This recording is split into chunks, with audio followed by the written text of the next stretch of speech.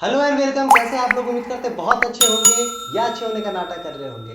हम लोग अब शुरू करने जा रहे हैं क्लास 10th का जियोग्राफी, जिसके अंदर हम लोग चैप्टर 1 से स्टार्ट करने जा रहे हैं। चैप्टर 1 में हम लोग को पढ़ना है रिसोर्सेज के बारे में, उसके डेवलपमेंट के बारे में, उसके कंजर्वेशन के बारे में और उसके प्लानिंग के बारे में। हम सारी चीज़ों को पढ़ेंगे, लेकिन बारी बारी से पढ़ेंगे। आज हम लोग पढ़ेंगे टाइप्स ऑफ रिसोर्सेज के बारे में और रिसोर्सेज क्या होता है उसके बारे में। सबसे पहले रिसोर्सेज क्या होता है, फिर उसके बारे में हम टाइप्स के बारे में देखेंगे। तो चलिए हम सबसे पहले समझते हैं रिसोर्सेज क्या होता है। मैंने कुछ चीज़ें पहले इसलिए लिख रखी है ताकि जो लिखने के समय वो टाइमिंग मेरा बचे, है ना। टाइमिंग बचेगा तो ताकि मैं समझा ज़्यादा पाऊंगा। वीडियो लंबा हो जाएगा तो आप ऐसा भी देखना पसंद नहीं करेंगे। बहुत इंपॉर्टेंट टॉपिक है, बहुत एक्सट्रीमली इंपॉर्टेंट है। जो सबसे लास्ट वीडियो होगा उसके अंदर इससे रिलेटेड कुछ एमसीक्यूज आपके वीडियो के अंदर में आएगी। अभी आप पढ़ते रहिएगा। मैं कोशिश करूंगा हर वीडियो के अंदर में 2-3 एमसीक्यू भी डालूं, लेकिन जो सबसे लास्ट वीडियो होगा उसके अंदर एमसीक्यू आएगा। हमारा टेस्ट सीरीज आप ज्वाइन कर सकते हैं। 31 मई तक ऑफर है एट ₹999। ऑनलाइन है विद सॉल्यूशन। बहुत सारा फैसिलिटी है। अगर आपको चाहिए एक डेमो टेस्ट ले सकते हैं। 3-4-5 डेमो टेस्ट लेके देखिए क्या क्या फैसिलिटी उस टेस्ट के अंदर। मैं गारंटी देता हूँ आपको बहुत ज़्यादा इससे फायदा होगा। चलिए, टेस्ट सीरीज के बाद हम लोग बात कर रहे हैं रिसोर्सेज के बारे में। सबसे पहले रिसोर्सेज होता क्या है, क्यों जरूरत पड़ता है, क्या अगर किसी भी चीज़ के बारे में मैं आपसे पूछूं कि रिसोर्सेज आपको चाहिए तो आप बोलेगा नहीं चाहिए, या कुछ बोलेगा। आपका पहला प्रश्न होता है रिसोर्सेज होता क्या है। मैं आपसे बोलूं लाइक कि ए भी कुछ मैंने नाम दे दिया लाइक कि कैम। कैम आपको चाहिए तो आपका पहला क्वेश्चन होगा कैम क्या है। कैम क्या है ना। क्यों? क्योंकि उसका जरूरत में आपका रिक्वायरमेंट छुपा हुआ है। इसकी जरूरत में आपका रिक्वायरमेंट मतलब इसकी जो खासियत होगी, इसकी जो खासियत होगी, है ना, इसकी जो खासियत होगी इसमें आपका रिक्वायरमेंट छुपा है। ठीक, सिंपल सी बात। अगर मैं अपने पे बात करूं, मैं बहुत दूसरे पे नहीं, अपने को खुद करता हूं। जैसे अगर आप 11th-12th के बाद पास कर जाते हैं तो आपको मेरी ज़रूरत नहीं होगी, तो आपके लिए मैं रिसोर्सेज तब नहीं रह जाऊंगा। ठीक है ना, बिल्कुल ये सच्चाई है। लोग कुछ बच्चे बोलेंगे नहीं सर ऐसा नहीं होता है, ऐसा होता है। ठीक है, तो रिसोर्सेज मतलब क्या, जो आपकी नीड्स को सेटिस्फाई कर सके। अभी पापा मम्मी आपकी नीड को, जरूरत को सेटिस्फाई कर रहे हो तो वो आपके लिए रिसोर्सेज है। जो व्यक्ति आपकी जरूरत को पूरा नहीं कर रहा है तो वो आपके लिए रिसोर्सेज का काम नहीं करेगा। ठीक है ना। तो एक आदमी के लिए जरूरी नहीं कि सब रिसोर्सेज हो। तो रिसोर्सेज का मतलब हम क्या लिख सकते हैं, रिसोर्सेज के बारे में क्या लिख सकते हैं कि एवरीथिंग, जो भी कहाँ नेचर में है, everything in nature which satisfy the needs of the people या needs of the individual। ठीक है, अब किसी की जरूरत को वो सेटिस्फाई कर दे वो कहलाता है रिसोर्सेज। साथ ही साथ कंडीशन क्या होता है, वो इजीली एक्सेसिबल होगा, मतलब आसानी से मिल जाएगा। ठीक है, फिर वो इकोनॉमिकली फिजिबल होगा, मतलब ऐसा नहीं कि बहुत महंगा हो, इकोनॉमिकली फिजिबल होगा। फिर और क्या कि कल्चरली वो एक्सेप्टेबल होगा, मतलब जैसे मतलब ऐसा चीज नहीं कि आपके कल्चर से वो डिपेंड, वो इंटरेक्ट नहीं करता है, तो कल्चर से आपसे रिलेटेड होगा। ठीक है ना। तो क्या हो गया definition, everything in nature which satisfy the needs of the individual. वैसा जो भी चीज जो हमारी एक इंडिविजुअल्स की जरूरत को पूरा करता है उसको हम रिसोर्सेज बोलते हैं। साथ साथ कंडीशन क्या दे दिया कि इजीली एक्सेसिबल होना चाहिए, इकोनॉमिकली फिजिबल होना चाहिए और कल्चरली एक्सेप्टेबल होना चाहिए। ठीक है ना, सब लोग इसको एक्सेप्ट करें। ये हो गया आपका रिसोर्सेज का डेफिनेशन। ठीक है, चलिए अब हम बात करते हैं। तो रिसोर्सेज आपको समझ में आया कि आपकी जरूरत को पूरा करे। तो मान लीजिए आपके पापा आपके लिए रिसोर्सेज है, मेरे लिए भी है क्योंकि वो पेमेंट वही करेंगे, है ना। तो आपके पापा आपके लिए रिसोर्सेज है, मेरे लिए भी है, लेकिन जरूरी नहीं कि सब व्यक्ति के लिए वो रिसोर्सेज हो। ठीक है, तो रिसोर्सेज का मतलब क्यों नहीं है, क्योंकि वो इसकी जरूरत को पूरा नहीं कर रहे हैं। तो सीधे एक लाइन में कि कुछ नहीं याद रहे, तो जो ऐसा चीज जो हमारी इस नीड को पूरा करे, सेटिस्फाई करे, उसको वो बोलते हैं रिसोर्सेज। तो अभी हम आपके लिए रिसोर्सेज है। हो सकता है किसी इसी क्लास में किसी बच्चा के लिए रिसोर्सेज नहीं हो, क्योंकि उसके लिए यूजफुल नहीं होंगे, है ना। तो चलिए सबसे पहला हम क्लासिफिकेशन की बात करते हैं, टाइप्स ऑफ रिसोर्सेज की बात करते हैं। टाइप्स ऑफ रिसोर्सेज के अंदर सबसे पहला है, हम किस किस आधार पर उन चीजों को बांटे उस चीज को समझते हैं। पहला हमारा आधार है ओरिजिन। ठीक है ना। ओरिजिन मतलब उसकी उत्पत्ति कैसे हुई है, कहाँ से आया है, ठीक है। उसके बाद एग्जॉस्टिबिलिटी, वो खत्म होगा, बनेगा, दोबारा नहीं बनेगा, क्या होगा। तीसरा बेसिस जो हमारा है वह है ऑनरशिप, मतलब उसका मालिक कौन है।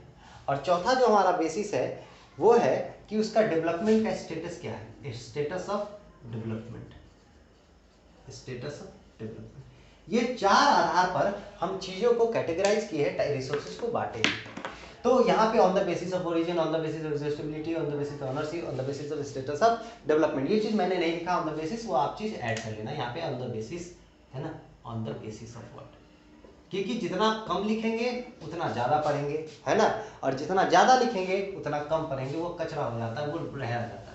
तो हमेशा अभी आप नोट्स बना रहे हैं तो बिल्कुल डिटेल नोट्स बनाइए, ताकि आपको लिखने का तरीका पता होना चाहिए। अभी जो आपका नोट्स बनेगा बिल्कुल डिटेल एक्सप्लेनेशन के साथ नोट्स बनेगा, ठीक है। हम लोग धीरे धीरे 2-3 बार रिवीजन करेंगे, तो हम आपको शॉर्ट नोट्स भी बताएंगे, क्योंकि उस समय तक आपको केवल कीवर्ड ही ध्यान रखना होगा।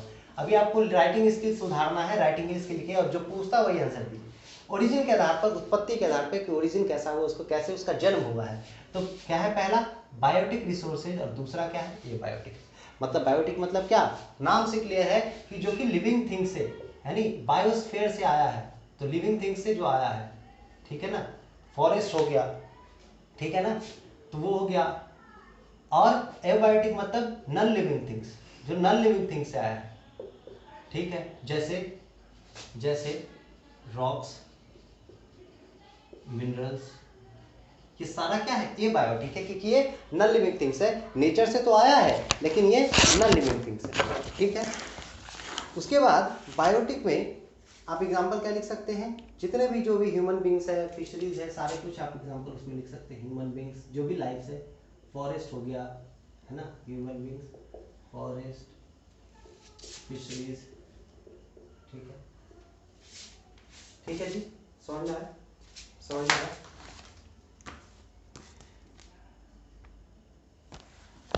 तो जिसमें लाइफ होगा, ठीक, वो जो भी चीज बायोस्फीयर जिसमें लाइफ है वो बायोटिक रिसोर्सेज में, जिससे लाइफ नहीं है, नॉन लिविंग थिंग्स है, वो क्या कहलाता है, एबायोटिक रिसोर्सेज, ठीक है ना, एबायोटिक रिसोर्सेज।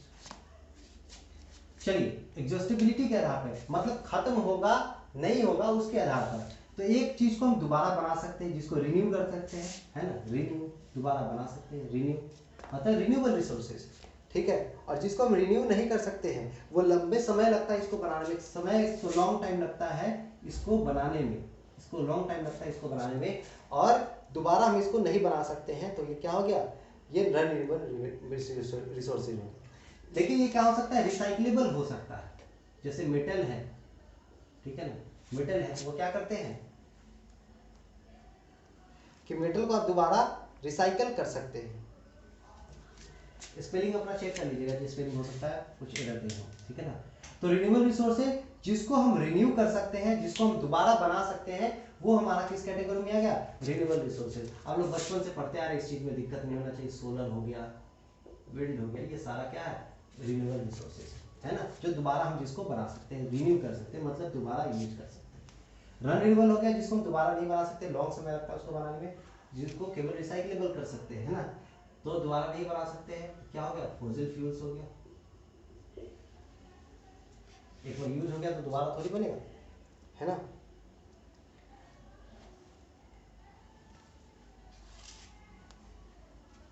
अब देखिए, क्या फॉसिल फ्यूल, आप बोलिएगा सर आपने तो बोल दिया रिसाइक्लेबल होगा, मतलब दोबारा रिसाइकल कर सकते हैं, तो फॉसिल फ्यूल तो रिसाइक्लेबल नहीं है।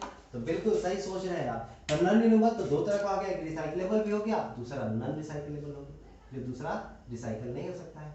तो आपसे पूछ सकता है non recyclable, non renewable resources का बताइए, तो फॉसिल फ्यूल हो गया, और रिसाइक्लेबल का बताइए तो क्या लिख सकते हैं, मेटल लिख सकते हैं। क्लियर है, मेटल को रिसाइकल कर सकते हैं ना, देखते नहीं लोहा टीना वाला आता है आपके पास कचरा खरीदने तो लोहा खरीदता है, क्योंकि उसको रिसाइकल वापस किया जा सकता है, ठीक है। पेट्रोल खरीद कर रिसाइकल तो करेगा नहीं। अब बात करते हैं ऑनरशिप के बारे में, आई थिंक आपको समझ में आ रहा होगा। अब बात करते हैं ऑनरशिप के बारे में। ऑनरशिप मतलब कौन उसका मालिक है, उसके आधार पर। तो सबसे पहला इंडिविजुअल, जो किसी प्राइवेट व्यक्ति का हो, किसी एक इंडिविजुअल का, जैसे आपका है, मान लीजिए आपके पास आपका साइकिल है, ये आपका प्राइवेट प्रॉपर्टी है। जो आपका प्राइवेट प्रॉपर्टी हो गया, इंडिविजुअल का मतलब क्या हो गया, जो प्राइवेट प्रॉपर्टी है वो कहलाता है, तो प्राइवेट प्रॉपर्टी, ठीक है ना, प्राइवेट प्रॉपर्टी। रिसोर्सेज जो संसाधन जो आपकी जरूरत को पूरा करे, तो साइकिल आपके लिए रिसोर्सेज है कि वो आपका प्राइवेट है, लेकिन ठीक है उसका ऑनर कौन है, आप है। आपका मान लीजिए आप 10th के बाद बहुत के गार्जियन बोले कि बेटा 90% लाओगे तो मैं स्कूटी खरीद दूंगी, ठीक है, तो उस लालच में कुछ बच्चे पढ़ रहे हैं, तो थोड़ा सा अगर लालच है तो ठीक है मेरे साथ रहिए, देखिए हम काम कराते हैं कैसे, लेकिन थोड़ा मेहनत करना पड़ेगा। तो स्कूटी जब आपकी हो जाएगी तो वो क्या हो गया, आपका प्राइवेट प्रॉपर्टी हो गया, वो भी रिसोर्सेज है। तो रिसोर्सेज का मतलब सीधा जो आपकी जरूरत को पूरा करे, ठीक है। उसका कम्युनिटी ओन, मतलब कम्युनिटी मतलब एक आपका नहीं हो, वो एक समाज का हो, समाज का हो, जैसे प्लेग्राउंड, ठीक है ना, लाइसेंस के पीछे वाला सब जाके खेलता है।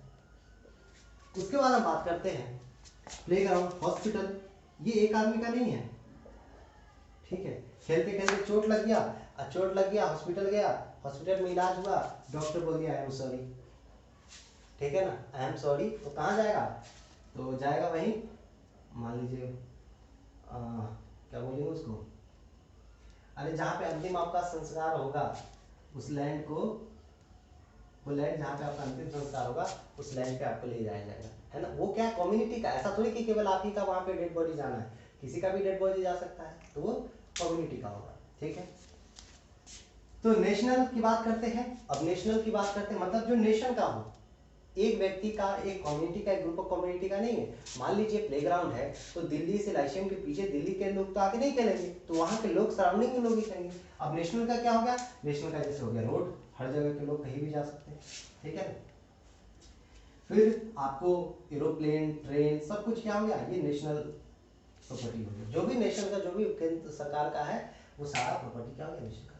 अब एक चीज में जो जानना है, ये चीज से क्वेश्चन नहीं है, क्वेश्चन ये सब पूछ सकता है, या आप ऐसा नहीं कि क्वेश्चन नहीं पूछेगा, लेकिन जो इंपॉर्टेंट ऑब्जेक्टिव में जो पूछेगा वो क्या है, आपको पूछेगा कि जैसे आपके मान लीजिए ये आपका देश का ये है एरिया, बाउंड्री है, ठीक है, तो इस बाउंड्री के अंदर जो भी चीज आएगा ये सारा नेशनल प्रॉपर्टी होगा, ये सारा नेशनल प्रॉपर्टी होगा। लेकिन अब बात करते समुद्र का, समुद्र में कहीं तो लाइन तो खींचा हुआ नहीं है कि यहाँ से यहाँ तक भारत है, तो समुद्र की बात करें तो समुद्र में इस बाउंड्री से, इस कोस्टल रीजन से, इस कोस्टल बाउंड्री से कितना, 12 नॉटिकल माइल्स, 12 नॉटिकल माइल्स, मतलब अगर रफली देखें तो 22.2 किलोमीटर, 22.2 किलोमीटर, इतना दूरी तक, कहां से, कोस्टल रीजन से, ध्यान से समझिए, कोस्टल रीजन से, कोस्टल बाउंड्री से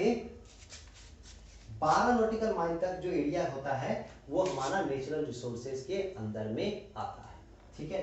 ऐसा नहीं तो सब आदमी, मान लीजिए यहाँ पे अगर ओशियंस की बात करें तो इधर के ओशियन में इधर ये भी अपना हक जमाएगा, ये भी हक जमाएगा, बोलेगा मेरा यहाँ तक है, मेरा यहाँ तक है, तो उसके दूरी को करने के लिए क्या है कि आपके कोस्टल बाउंड्री से 12 नॉटिकल माइल यानी 22.2 किलोमीटर दूर के एरिया तक आपका, मतलब एक किसी भी जिस नेशन का, मान लीजिए इंडिया का, इंडिया का होगा, अगर पाकिस्तान का तो पाकिस्तान का होगा, चाइना का है तो चाइना का होगा, तो कितना एरिया पूछेगा, तो 12 नॉटिकल माइल दूर तक के एरिया को, ठीक है। या अगर किलोमीटर की बात करें तो 22.2 किलोमीटर, बहुत इंपॉर्टेंट ये चीज, ठीक है।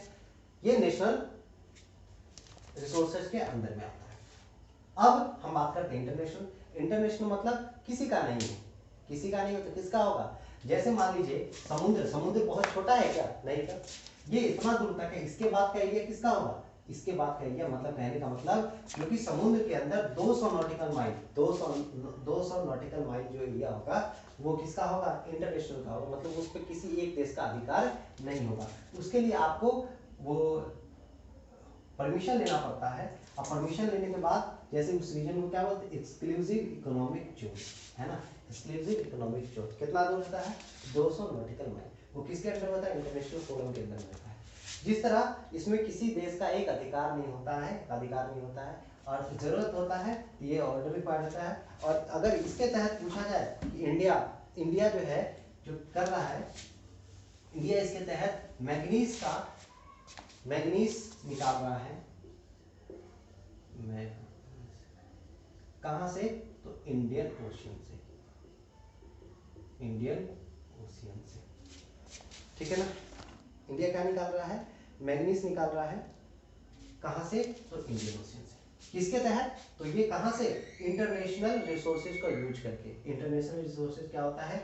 जो 200 नॉटिकल माइल के तहत जो एरिया होता है, ये एक्सक्लूसिव इकोनॉमिक जोन होता है, मतलब ये किसी के क्षेत्र में नहीं होता है, ये परमिशन लेना पड़ता है। जो देश परमिशन लेता है उसको परमिशन लेने के बाद वहाँ से कर सकता है। तो इसके तहत भारत निकाल रहा है। आपसे पूछेगा भारत कौन सा चीज़ निकाल रहा है, तो मैंगनीज निकाल रहा है। कौन से ओशियन से? तो इंडियन ओशियन से।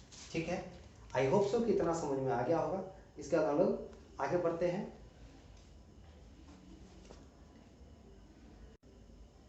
चलिए इसको हम मिटा देते हैं। ठीक है जी, एक सेकेंड। चलिए देखिए, हमने देखा था 3, अब है on the basis of development status, मतलब डेवलप हुआ है कि नहीं, उस स्टेटस के हिसाब से हमने कैटेगराइज किया है 4 बेसिस पे, है ना। हमने कैटेगराइज किया है डेवलपमेंट के हिसाब से 4 बेसिस पे कि कौन सा चीज़ डेवलप हुआ है कि नहीं, on the basis of development status. पहला क्या है कि पोटेंशियल, क्षमता है, क्षमता है वो रिसोर्सेज के तौर पे काम करे, but due to available less technology, मतलब टेक्नोलॉजी का ढंग से यूज़ नहीं कर पा रहे हैं, आविष्कार नहीं हो रखा है, इसलिए हम उसको यूज़ नहीं कर पा रहे हैं। तो resources which are found in nature but have not been utilize, अभी तक यूटिलाइज नहीं किया गया है। तो पोटेंशियल है, मतलब बोलते नहीं कि आपके अंदर क्षमता है लेकिन आपने यूज़ नहीं किया, मतलब अपनी शक्ति को पहचानो। ठीक है, तो resources which are found in nature but have not been utilize. जैसे राजस्थान गुजरात के अंदर, आपको पता है राजस्थान के अंदर बहुत तेज हवा चलता है, गुजरात के अंदर सोलर, अब तो सोलर प्लेट वहाँ लगा है बहुत सारा, तो इस सब के अंदर गुजरात और राजस्थान के अंदर विंड और सोलर का बहुत ज़्यादा स्कोप है, लेकिन अभी तक उस ढंग से यूज़ नहीं किया गया है। ठीक है, बहुत कम लेवल पे यूज़ किया जा रहा है। तो क्षमता है ना, और कर नहीं रहे हैं, वो हो गया पोटेंशियल। डेवलप्ड का क्या हो गया, मतलब ये पता चल गया कि इसको हम कैसे सर्वे कर लिए, क्वांटिटी क्वालिटी सब कुछ पता कर लिए, लेकिन अभी तक हम इसको यूज़ नहीं कर रहे हैं। मतलब डेवलप्ड हो गया है कि मतलब ये पता चल गया कि क्वांटिटी इसका कितना है, क्वालिटी कैसा है, क्योंकि कोई भी रिसोर्सेज के लिए क्वांटिटी के साथ क्वालिटी भी ज़रूरी है। ठीक है, ऐसा नहीं कि मान लीजिए सपोज डैट अगर इस बेड के नीचे, आपके बेड के नीचे 500 का पुराना बहुत सारा नोट है, बहुत सारी, या कोई ऐसा है मिनरल्स है जो बहुत सारा क्वांटिटी में है, लेकिन उसका क्वालिटी अच्छा नहीं है। जैसे हमारे भारत का यूरेनियम का क्वालिटी अच्छा नहीं है, यूरेनियम तो है लेकिन ड्यू टू क्वालिटी अच्छा नहीं है, इसलिए हम उसको यूज़ नहीं कर पा रहे। लेकिन अगर क्वालिटी अच्छा होता तो भाई साहब आप देश बहुत अमीर होता, क्योंकि किसी भी देश का अमीर होने का जो तरीका है वो क्या है, उसका रिसोर्सेज कितना, उसका नेचुरल रिसोर्सेज है।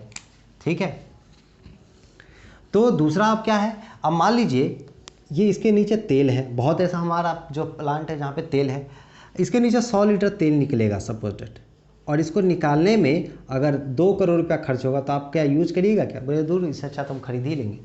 तो बहुत जगह ऐसा भी है कि क्वालिटी अच्छा है लेकिन क्वांटिटी नहीं है, तो दोनों चीज़ होना चाहिए, क्वालिटी भी होना चाहिए और क्वांटिटी भी होना चाहिए। ठीक है, सर्वे हो चुका है लेकिन उसको यूज़ नहीं किया, उसको ड्यू टू टेक्नोलॉजी या किसी कारण से उसको यूज़ नहीं किया। स्टॉक, स्टॉक क्या हो गया, मटेरियल बहुत क्वांटिटी में मात्रा है। ठीक है, पोटेंशियल है कि उसकी हमारी ज़रूरत को पूरा कर सकेगा, लेकिन हम उसको यूज़ नहीं कर रहे हैं। ठीक है, ड्यू टू टेक्नोलॉजी कि हमको पता चल गया, लेकिन हम स्टॉक बहुत बहुत अत्यधिक मात्रा स्टॉक है। जैसे हम H2O की बात करते हैं तो हमको ये पता चल गया कि हाइड्रोजन और ऑक्सीजन को मिलाते तो H2O बनता है, लेकिन हम अभी चीज़ को उसको मिला नहीं सकते हैं। हम ये नहीं पता कर पाए कैसे हम हाइड्रोजन और ऑक्सीजन को मिला के ताकि हमारा H2O ये बन जाए। ठीक है, अब रिजर्व की बात करते हैं। रिजर्व का मतलब क्या हुआ, सबसेट ऑफ स्टॉक, मतलब रिजर्व करके रखा गया है फ्यूचर के लिए। कोई भी चीज़ आप रिजर्व करके रखते हैं तो फ्यूचर के लिए रखते हैं। तो आपको पता है कि स्टॉक है, जैसे हमारे पास पानी का मात्रा बहुत है ये पता है, ठीक है, लेकिन फिर भी हम उस लेवल पे यूज नहीं कर। हाइड्रो इलेक्ट्रिसिटी प्लांट हमारे यहाँ है तो बहुत कम परसेंटेज में यूज करते हैं, क्यों, ताकि हम फ्यूचर जनरेशन में हम इसको यूज कर सकें, है ना। तो इसका हम लिमिटेड यूज कर रहे हैं, अभी हम क्या कर रहे हैं, लिमिटेड यूज कर रहे हैं, ताकि हम इसको फ्यूचर में यूज कर सके इसके लिए। तो ये क्या है, स्टॉक बहुत क्वांटिटी में है, ये भी सब कुछ पता है कि हम यूज कैसे कर सकते हैं, लेकिन फिर भी यूज नहीं कर रहे, रिजर्व करके रखे हैं, लिमिटेड क्वांटिटी ऑफ यूज कर रहे हैं। ये हो गया हमारा रिजर्व रिसोर्सेज। ठीक है, तो स्टेटस के आधार पे आपको चारों क्लियर हो गया होगा। एक बार आप पूरा बुक को थोरो पढ़िएगा तब चीज़ें समझ में आएगी। एक क्वेश्चन आपको पूछ सकता है, क्या है क्वेश्चन, आपका एनसीईआरटी का ही है, मतलब आप ध्यान से देखिएगा, पेज नंबर स्टार्टिंग का रिसोर्स एंड डेवलपमेंट का स्टार्टिंग जो चैप्टर है, सेकेंड पैरा, मतलब the process of transformation of things, उसके बाद वाला देखिएगा क्या है कि do you think that resources are free gift of nature, assumed by many, मतलब do you think that resources are free gift of nature, क्या आप सोचते हैं रिसोर्सेज हमारा फ्री गिफ्ट ऑफ नेचर का है? तो हाँ या ना? तो नहीं, रिसोर्सेज हमारा फ्री गिफ्ट नहीं है। क्यों? क्योंकि अगर आपको टेक्नोलॉजी नहीं होता तो आप क्या नीचे से फॉसिल फ्यूल निकाल पाते? क्या नहीं निकाल पाते? आप कोयला निकाल पाते? क्या नहीं निकाल पाते? अगर ये रिसोर्सेज होता तो आपको हाथ में मिल जाता, है ना? Even you are the resources, हम ह्यूमन बींग्स भी है, हम भी एक रिसोर्सेज के कंपोनेंट है।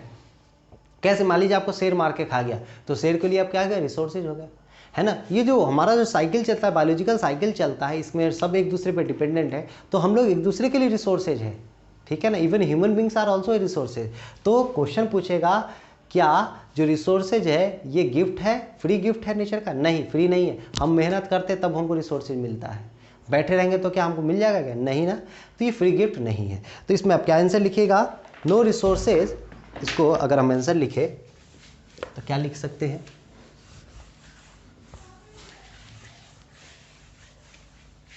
ध्यान से देख लीजिएगा।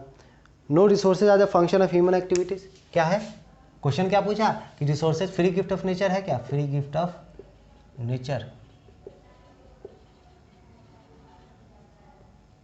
इज रिसोर्सेज या आर रिसोर्सेज? क्वेश्चन है, तो आपने क्या दिया? नो। क्यों? क्यों भाई, क्यों नहीं है?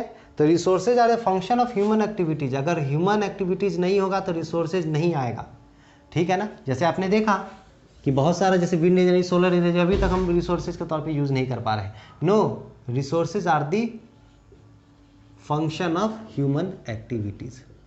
और ह्यूमन एक्टिविटीज और ह्यूमन खुद क्या है? एक कंपोनेंट है रिसोर्सेज का, ठीक है ना? ह्यूमन खुद क्या है? It is a component of resources, ठीक है ना? ह्यूमन क्या है? खुद कंपोनेंट है। ह्यूमन खुद क्या है? Human is essential component of resources. और ये कंपोनेंट का काम क्या है? वो टेक्नोलॉजी का यूज करके वो क्या करता है? मटेरियल को यूजफुल बनाता है, ठीक है ना? वो अवेलेबल मटेरियल को with the help of technology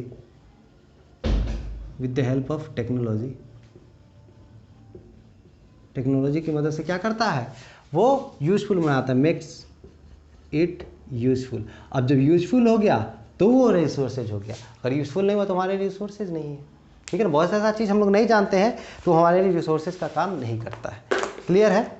आशा करते हैं आपको चीज़ें समझ में आई होगी, मज़ा आया होगा। अगर सब कुछ समझ में आ रहा है, मज़ा आ रहा है, सब कुछ सही चल रहा है, अगर फिर भी कोई हमारे इनसे प्रॉब्लम है तो प्लीज़ कमेंट सेक्शन में बताइए, क्योंकि ज्योग्राफी बहुत इंटरेस्टिंग चीज़ है। अगर हम इंटरेस्टिंग नहीं बना पा रहे हैं तो प्लीज़ हमें बताइए, हम कोशिश करेंगे और बेहतर करने का। और प्लीज़ वीडियो को शेयर कर दीजिए। हर वीडियो को मैं नहीं बोलता हूँ ये ज्योग्राफी का है, क्योंकि एक्चुअली क्या है ना जी, सोशल साइंस जो ऐसा टॉपिक है ना, बहुत को बोरिंग लगता है और मैं कोशिश करता हूँ इसको ज़्यादा से ज़्यादा आसान बनाने की। तो प्लीज़ अपने दोस्तों के साथ शेयर करिए, अपने चाचा चाची बुआ बुई जो भी है, बहुत सारे लोग होते हैं, वो सबके साथ शेयर करिए और इन्जॉय करिए, हंसते रहिए, मुस्कुराते रहिए। और जय हिंद, जय भारत, जय Bihar. Thank you very much.